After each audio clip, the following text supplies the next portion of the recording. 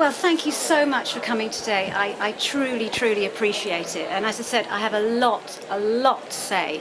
This last year has been sensational for me. And a lot of what I'm going to speak about you'll find in this book, which I think is my most powerful book yet. But then I probably always think that when I write a book, but I do think it's very, very powerful. Esoteric. Esoteric is what is hidden, unseen, invisible. A sense of magic and possibility, select knowledge for a chosen few. This is the oldest esoteric bookshop in the world. And I'm so excited to be here. I used to come here in my teens, spending hours here, because every single book is about my passion, the world of spirit and mind-body, but it's just sensational. So if you don't enjoy my talk, I do hope that you'll come back again and again to Watkins, because it is a treasure trove, and we need more bookshops like this with personality and a vibe. And just think of the spirits. It's been here 100 years, the spirits and ghosts and presences and energies and the great authors. I'm so honoured that have stood here. If you go and look on their YouTube channel, you just see the icons that have stood here. I'm truly honoured, so thank you. Anyway, back to the esoteric and hidden. Now, I've been writing about the world of spirit now for a good almost 20 years. And in some ways, I've almost become like my books, very hidden and invisible in delivering my message. I've been very blessed that I've been given book after book on this subject, the world of spirit. So I haven't had to go out there and try and find two words. It's been wonderful. I feel like a messenger of it. But I've been very invisible, and that's for a reason. I take my role very seriously as a spiritual author.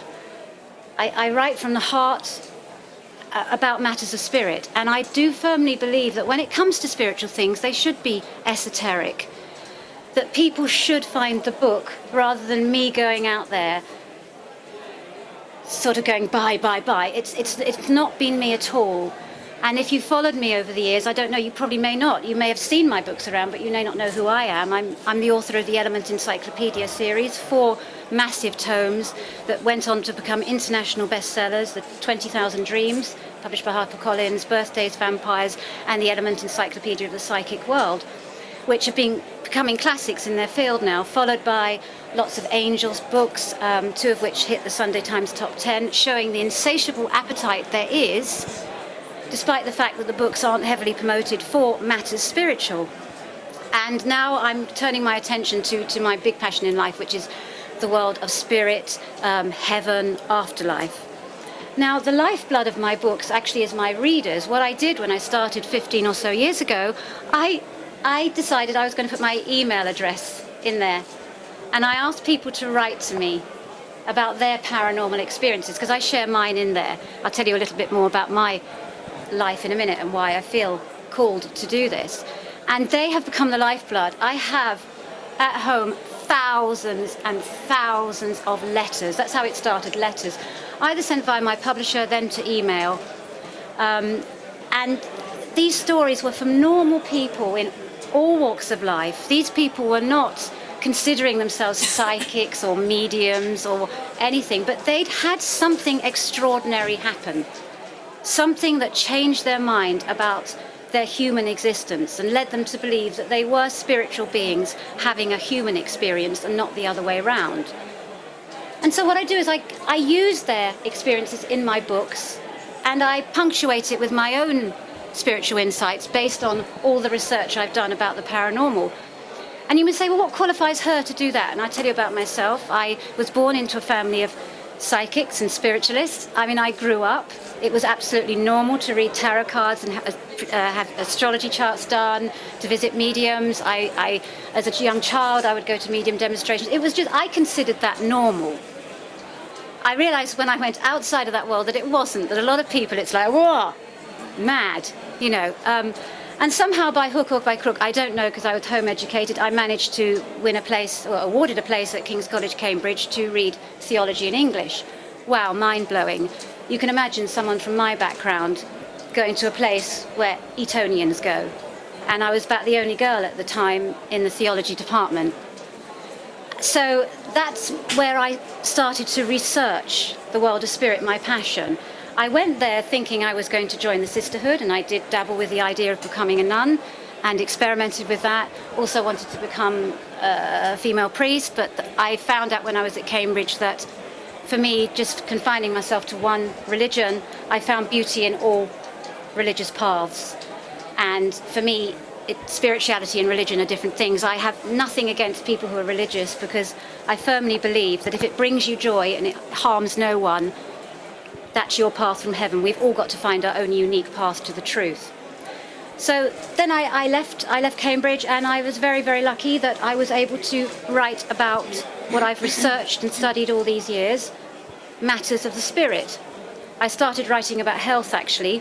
That's how I started as a writer. Then I moved into mind. I co-authored with the likes of people like Carol Vorderman.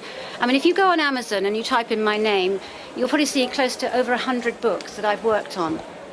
Gradually working towards the last 20 or 30 books, which have been mainly about the psychic world. So you're probably thinking, why is this woman standing here? She says she likes to be invisible. She doesn't like to push her books. Why is she standing here? And that's what I'm here to answer, why I am here now. I'm here now because about a year or two ago, my life completely changed. My idea about the world of spirit completely changed. And I realized that if you're going to be a light for this message, there's no point always preaching to the converted. The definition of a light is to shine in darkness as well. So I realized I had to do something to get my message out there, because the people I was writing for are wonderful, sensitive, spiritual, intuitive people like you who get what I'm saying.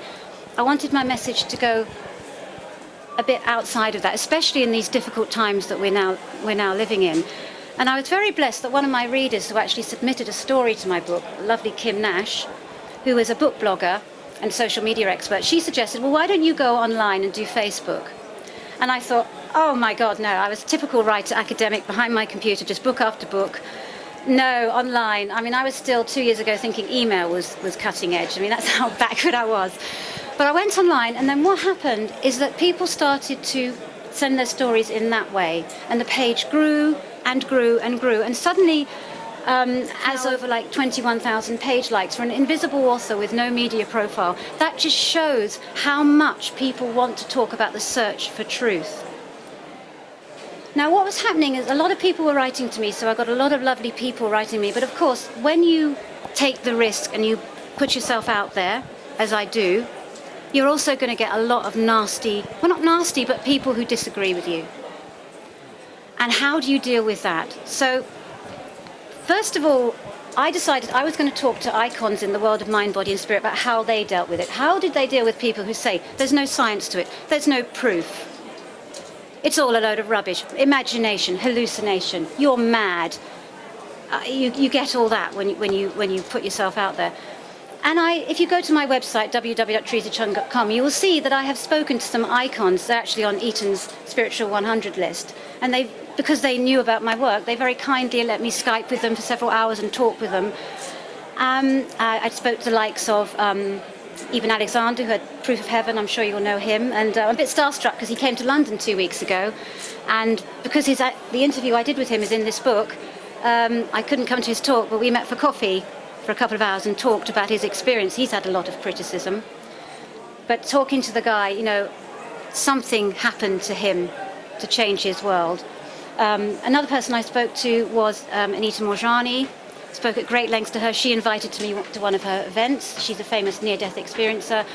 I spoke to the likes of Lisa Williams, a famous psychic here from Britain who's now in the States. I spoke to James Van Praagh, lovely guy. Mediums, people who make their money out or their living out of the world of spirit. And I asked them, how do you deal with the constant criticism? There's no science. And they told me what I've been telling my readers for many, many years, because just believe. It's all a matter about belief. Let it go. When they're ready, they will appear. But that wasn't, they will understand your message. But that wasn't enough to me. I wanted to give them something more. All these people who had followed me and sent these stories, I wanted to give them a gift, because a lot of people who write to me, they say, Theresa, I'm not mad, but this happened. I had this dream, and the next day it came true. I heard the voice of my departed uncle, and it saved my life. Or I'm sure I saw a celestial being. And these are people from all walks of life, ordinary people who've had extraordinary experiences, a bit like me. I mean, I don't consider myself psychic, but there have been times in my life when I've had moments of some kind of connection with something other than myself. And I wanted to give these people who are writing to me, having these experiences, something to take away from all these years I've been writing, rather than the usual just believe. So what I did, I decided I was going to find out where science is at. Now, 15 years ago, when I wrote my Element Encyclopedia of the Psychic World, there was no scientific investigation of the paranormal, of the unseen. It just didn't, it was nothing in scientific journals.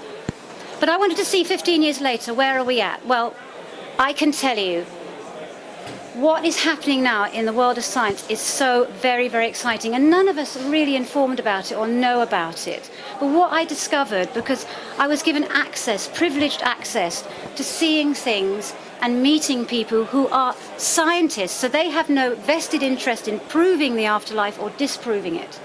They are treating the kind of stories in my books as scientific data now. And I'll just go through some of these people, so maybe if you take this away, you go and follow their research. We have Dr. Sam Parnia here at the University of Southampton.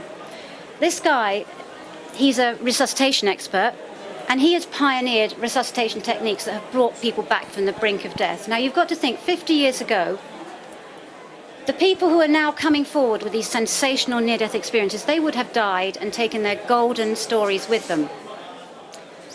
The reason we're getting so much now near-death experiences coming and being transferred into films, million-selling books hitting the New York Times, whatever, is because of resuscitation techniques like that pioneered by Dr. Sam Parnia at the University of Southampton. In 2014, he came out with a study which tentatively proved, because he's not saying I believe in life after death, because he's a scientist first and foremost, but he proved that consciousness can exist separate from the brain for 3 minutes when the brain of body has died. Now, the scientific community had no choice but to set up and take notice, and newspapers went wild, and he's now been funded for a 5-year research program which is ongoing of near-death experiences all over the world. The first study was only 2,000 people. So we've got that. We've also got Dr. Julie Beischel from the Windbridge Institute in the States. She's a fascinating lady. She is a scientist, a highly qualified scientist who worked in the pharmaceutical industry testing drugs. Now, when her mother died in her 20s, she was distraught with grief. The typical grief process, the therapy that she went to did not help her. Randomly one day she decided to visit a medium. That medium gave her such detailed information about how her mother had died. There was absolutely no questioning that this woman had either tapped into the other side or read her mind. And from Julie's point of view, that was a turning point, because either was fascinating to her. This woman could not know what she told me, and if you go on her website, it's a very personal story. You can read it. So that stayed with her through her 30s, and then she suddenly decided, she had this aha moment, I'm testing drugs for pharmaceutical companies, why not test mediums that way? So that's what she's done. She's testing mediums, and the results that she is publishing, again, the scientific community does not know what to do with it. Now, you're probably thinking, well, why don't these mediums go to James Randi? Have you heard of James Randi, the famous $1 Million Challenge? Well, I'm going to talk about James Randi. I absolutely love the guy, and if you go on my website, I actually do a blog entry on him. When I saw his film, The Honest Liar, I think he's a truth seeker, just like all of us here. He's not saying he doesn't believe in the afterlife, he's just saying, show me proof. But first of all, should he be testing people? He's not a scientist. What we need is objective scientists who have no vested interest. They're treating it as data. Also, the kind of people that Julie Beischel tested as a medium are people who don't do it for the money. They do it because it's their heart and their spirit lead them to it. These people are quite shy, quiet and retiring. They don't do it for the reason, and they would not want to put themselves forward. Those are the kind of people that she tested. She referred me to Dr. Arnold Delorme, a French scientist who is so well known all around the world and respected for his research on EEG. published in medical and scientific journals. But on the side, he's fascinated by the paranormal. And he did his own scientific test. He got 20 mediums, strict scientific controls, put them in a room individually with 20 photographs taken in the same month of the year of 20 different people. 10 of those people had died and 10 of the people were alive. And there was absolutely no way these mediums could know who was alive and who was dead. 90% success rate. So again, either these people are tapping into the afterlife or they have incredible supernormal abilities, either of which is worth scientific investigation. Dr. Arnold Delorme led me to the Institute of Noetic Sciences, and if you've read Dan Brown's The Lost Symbol, you'll know that noetic is the inner world, what is hidden, what is unseen. And there are 7 leading scientists from around the world, headed by Dr. Dean Radin, I'm sure you've heard of him, the Conscious Universe, Supernormal, who are researching the paranormal scientifically. And again, their results are giving the scientific community a lot of distress. It is so exciting. And then I had this brainwave. I thought, I've got to tell my readers about this. I was so excited because rather than then writing back and saying, I believe you, what's the point of me saying, I'm not a scientist? I'm going to give you 7 of the world's leading scientists who are cancer specialists, resuscitation technique specialists, who are leading the field. And I said, would you, these were a group of scientists who are used to a very quiet life, would you record a series of 2-minute videos without scientific jargon explaining your research? Because this is all hidden. The community doesn't like it because science likes to observe what is external, what they consider real.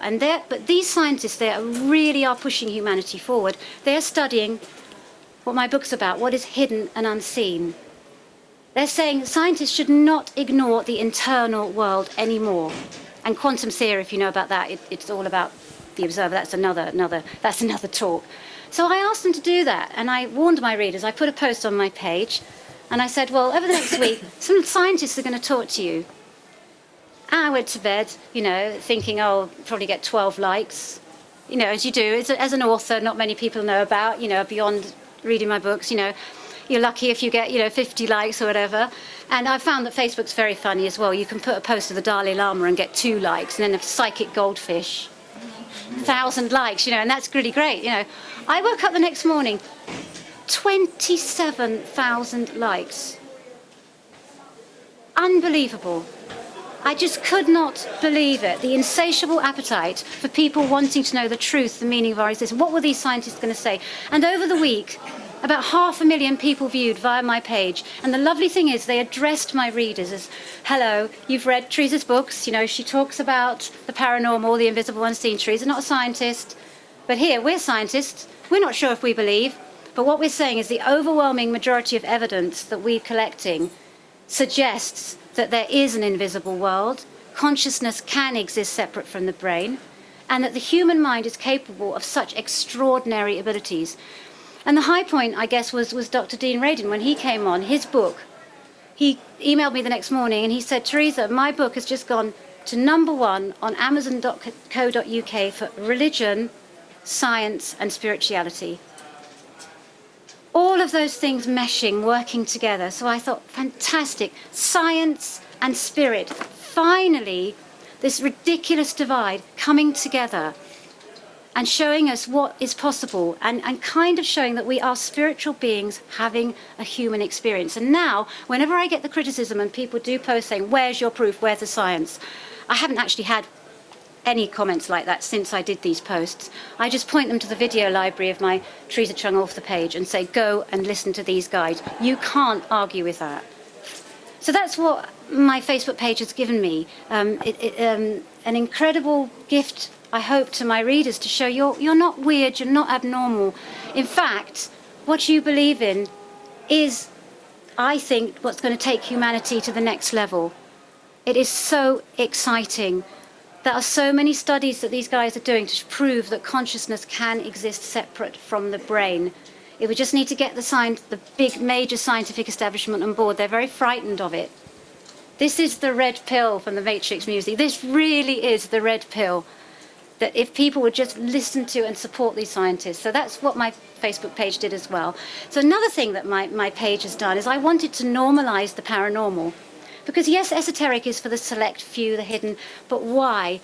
Because it is an aspect of our existence, let's normalize it. So that's what I've done on my page, and I try and do in every single one of my books. This one again, I say, I am an ordinary person who believes in magic and the extraordinary. And all the people who write to me, they're the same. They are not weird. This is not that horrible word, woo. This is a part of life. I dream of the day when sixth sense will just be spoken of in the same way as all the other senses.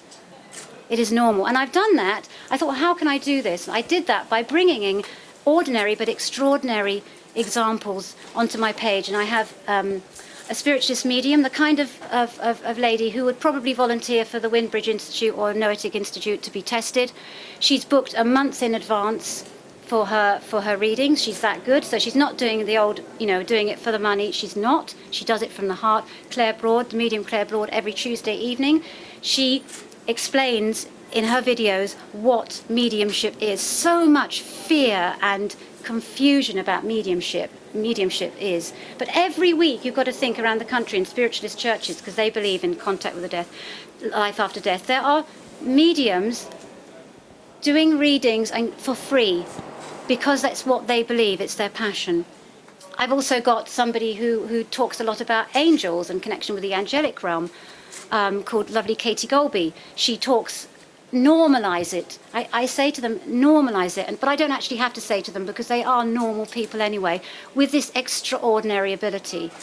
We have a life coach on there who believes in the spiritual dimension in life so important. The extraordinary Shelley Wilson, who actually won Inspirational Blog of the Year award recently. We have a bereavement with spirit counsellor who believes that, like me, one day hopes that part of the grieving process will be actually scientifically approved mediums working with you to have this ongoing relationship with spirit. How amazing would be that? And it's not within the realms of impossibility. It could happen. He's called Robin Gray, so he does guest posts sometimes on there. And I invite people on who've got unusual approaches to life, because I very much believe, and this book also says that all approaches to heaven, if it brings you joy and a sense of connection with the invisible and unseen, nothing wrong with it, as long as it harms no one.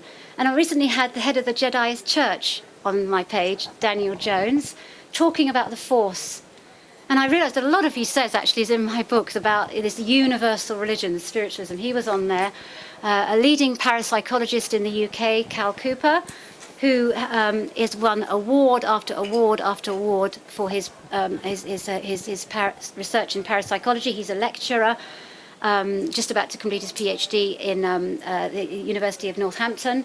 Great guy. I've got music on there. And I'm going to embarrass my son over there, because I very much believe that music is a universal language. I'm very proud of him. He just got a scholarship to the Royal College of Music, first studied piano. And I don't say Robert's going to play Liszt. I say this is a universal language of healing. Listen to this, because music can touch you. Also, a great group of musicians who wrote to me last year, greatest gift you can give an author. They said that one of my books that they'd read had inspired them to create an album called From Lips of Angels, and that's a great gift for an author. They occasionally appear on my page. They're called Clown Rui. I have my readers, but the best thing about my page is my readers. I now ask them to contribute a story on the page, stories like you'll read in this book, and I say, would you comment on it? So I post your story. Can you talk to people about it? Because I very much believe in the power of sharing these experiences that people have. That's another. So the third mission of my page is to remove the fear and stigma about death. And this is where we took this book, is all about that. It's taking the sting out of death. Trying to show you through stories, through my own experience and my own decades of research, what I have learnt about life on the other side and what people tell me who visited it. We also have an interview with Anita Morjani in here as well, which I'm sure you'll find fascinating. I have a big board when story comes in, precognition, afterlife vision. And all these stories, they have certain things in common. And it's almost like what's heaven's doing now, it's fed up of priests and gurus, maybe even people like me standing up and talking. It wants you guys. You guys are the revelation. You guys are bringing the story of what heaven wants. When you have a paranormal experience or a belief in the paranormal, even, or you're drawn to it, you have so much to teach. And what I've done is I've put them in the 10 secrets of heaven. I won't say what they are, but they're not what you'd expect. But I have definitely detected themes, and I believe that these themes can teach us how to have a happier, more fulfilling life where we are connected to the other side. So that's what my Facebook page and this book has been about. It's about normalizing the paranormal, showing that there is proof of life after death. There is proof that people have these abilities. We're all just so frightened of it. Why are we so frightened of it? Why are we so frightened of death? Death is a miracle. Our life is framed by the miracle of birth and by the miracle of death. I often like to ask people this question. When you die, which you is going to heaven? The you as a baby, the you as 5, the you as 10, the you as 18, the you are now, the you were yesterday. All these yous, they've all died. But you have been the constant throughout. And when you die and shed your body, that you that's been there from the beginning, although all the other aspects of you, the physical manifestations have died, we're dying constantly, that will just continue on in another realm. And another beautiful story I love is the twins in the womb. One says, do you believe in mother? And the other says, no, why would I believe in it? There's no proof, you can't see mother. But the other twin says, well, I can hear her heart beating sometimes. I'm sure I sense and I feel her love. And the other says, rubbish, there is nothing, all there is the womb. Then, of course, when it comes to birth, the one who doesn't believe in mother is very lonely and anxious and afraid, whereas the one who does believe in mother feels a bit calmer, still scared because change is scary, but there's more hope about the birth process. So if you can try and think of it as a metaphor, because with spiritual things it's so hard our language is not adequate to describe what people see and experience in heaven. It's so very limiting. I think the language of music and art comes closer, poetry. We have a poet on our page, Tracy Valentine, who tries to evoke these feelings, these spiritual thoughts and feelings, to take the fear away from death. And I'm telling you, all the thousands of stories I've had over the years, and they are in the thousands, I'm so blessed. I have not had one person say to me, I regretted what happened, it was scary, it was frightening on the other side. Sometimes there's shock and lack of acceptance, but that's about all. Although I tell a lie, I did actually a couple of weeks ago get one guy who messaged me on Facebook and said, Theresa, I've just had a near-death experience and it was terrifying. I came back sweating and panicking. Please don't make me go back. And I concerned about my readers, so I messaged him back and I said, well, please tell me. And he said, well, I went to heaven, God sneezed and I didn't know what to say. But that was just a joke. I'm trying to say, this is obviously a prank. He was pranking me, but you know, that's what I'm saying. Let's bring some more humour in spirituality as well, because a lot of people, when they go to the other side, they said there is humour there too.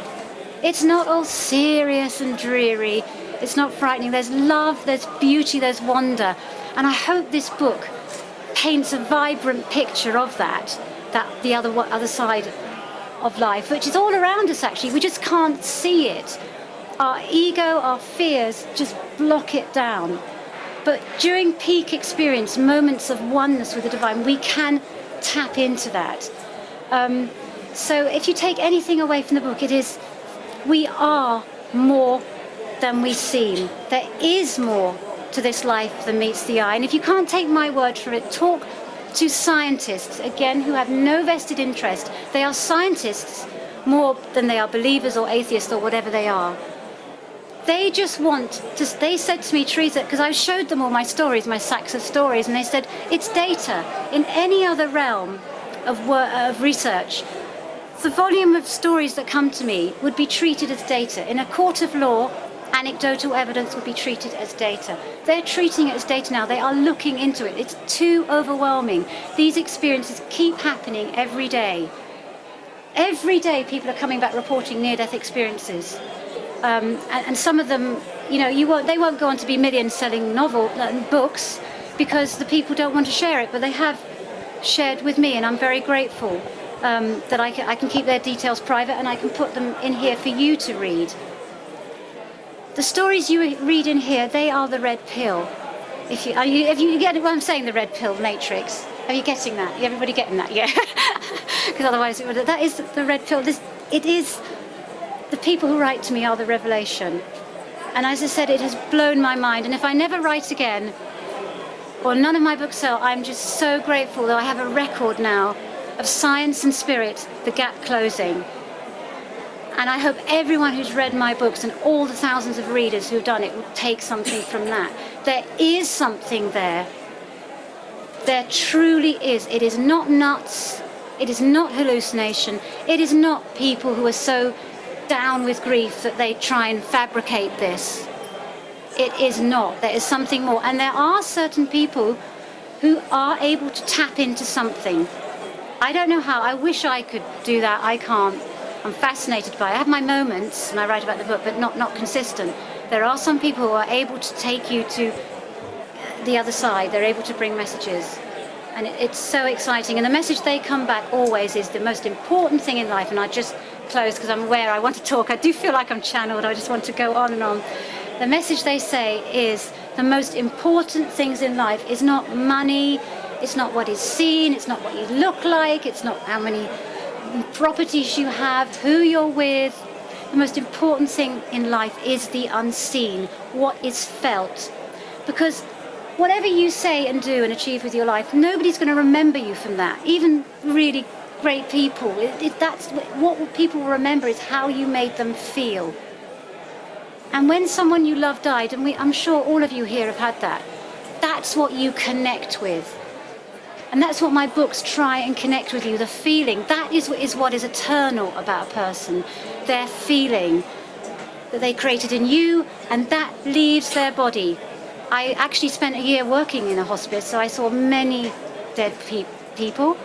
And I can tell you, when I was with people in passing, it's like they're taking a coat off. The spark goes when the spirit goes. You look at the body. That's why I'm not big on funerals. I don't see it as them anymore. They are in that wonderful Mary Fry poem. They are in this invisible realm. They have gone. The spark of life is gone. And that is what is eternal. That is what is important. So if anything you take away from this, it is what you feel. Heaven begins from the inside out. Sometimes it can happen that you have a dramatic revelation, you have an afterlife encounter like in this book, and it's from the outside in, but the great majority of the time it's feeling. That feeling when you're carried away. It can be in any walk of life. Artists tend to tap into it. Or when you're doing something, you're in that flow. That's when you're in heaven. That is eternal. That is the part of you that goes on. It starts in the heart, and when your heart stops beating, that is what continues of you. And as I say, just listen to your heart. It's going to sound very corny, this, but the heart's on your left, but it's always right, in my opinion.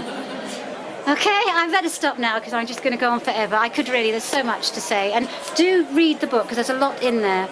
I also have another book coming out in November where I continue this journey called Heaven Called My Name by Piakas. But this one I do really feel is my most powerful yet. If you go on Amazon and read the reviews of some of my books, sometimes my books have popped up in the most unlikely places, dentist surgeries, hospital waiting rooms, and people have opened it. There's stories like this on Amazon. And my God, there's the name of someone who's departed. Almost like the books take on a life of their own.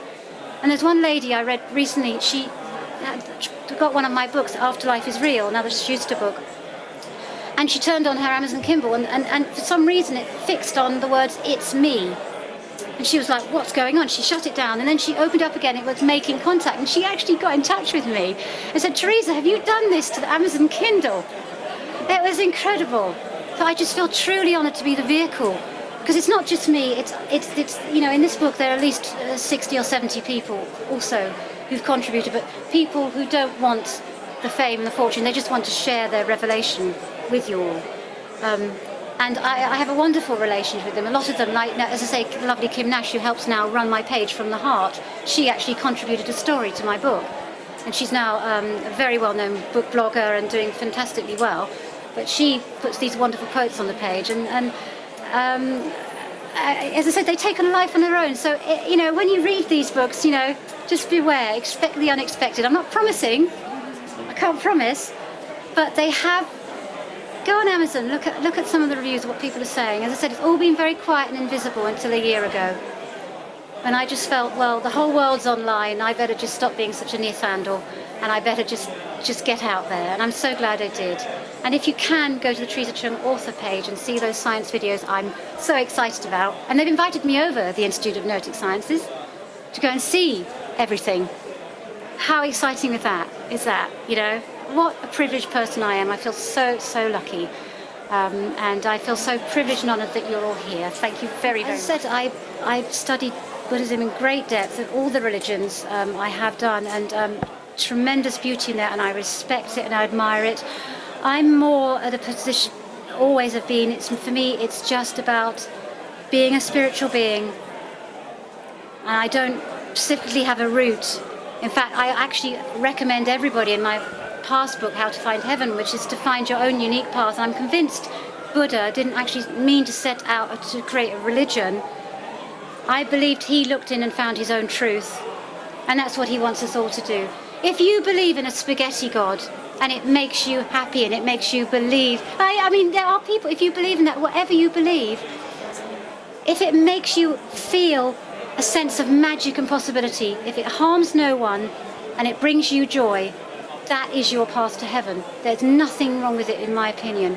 There is no. I hate this idea of my belief's right, I've got it right, you've not got it right. That's where all the wars start.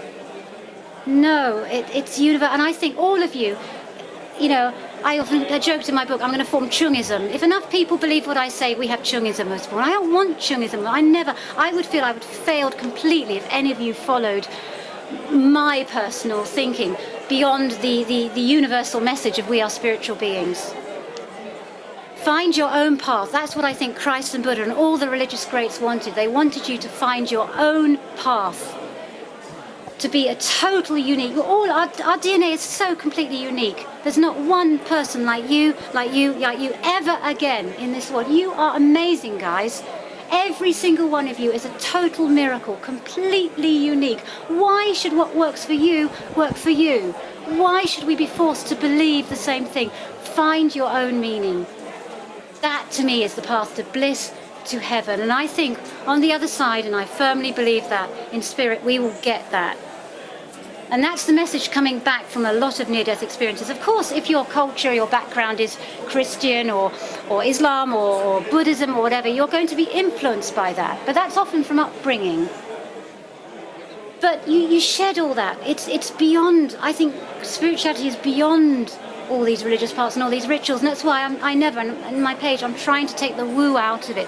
I'm not someone who can see spirits or chant or meditate for 2 hours. Who's got time for that? You know, we don't need. I don't know. I just don't get it. I can tell you, in my spiritual seeking days, I am a spiritual seeker.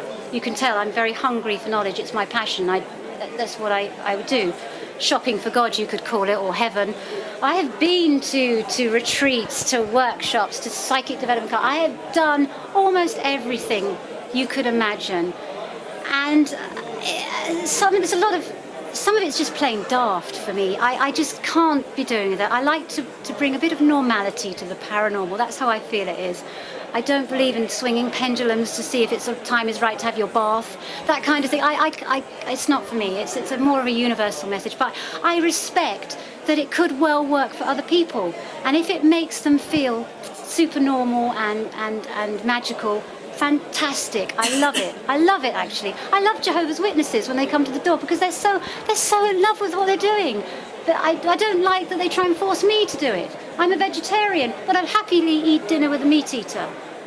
I don't force it because it's their choice. And that's what my books are all about. I'm just showing you what I have learnt.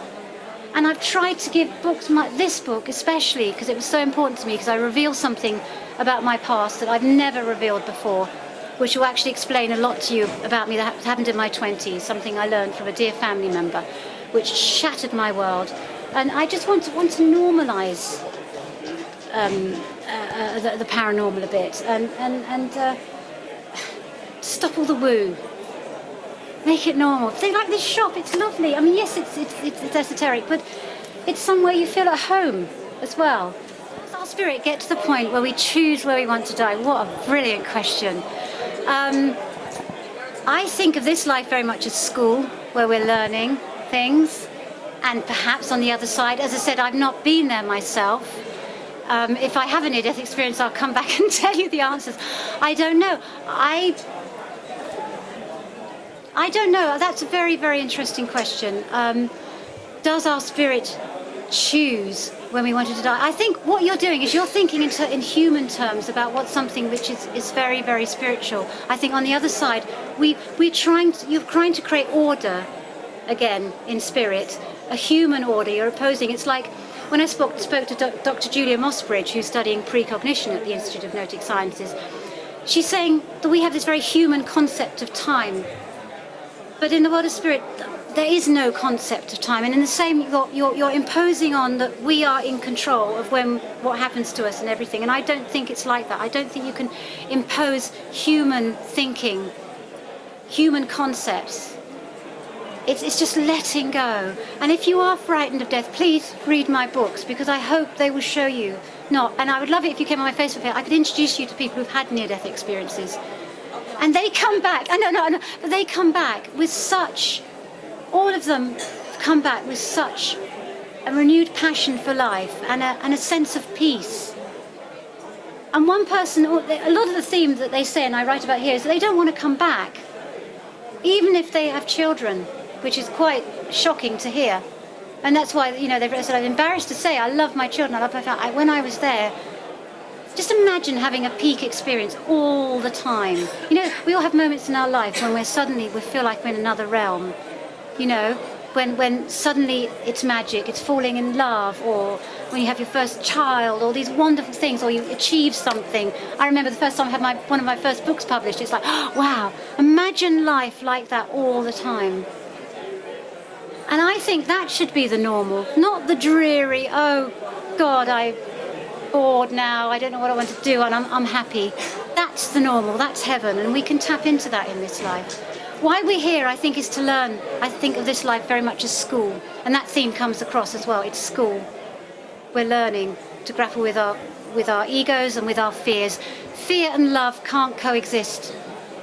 Either fear is in control or love. They don't work together.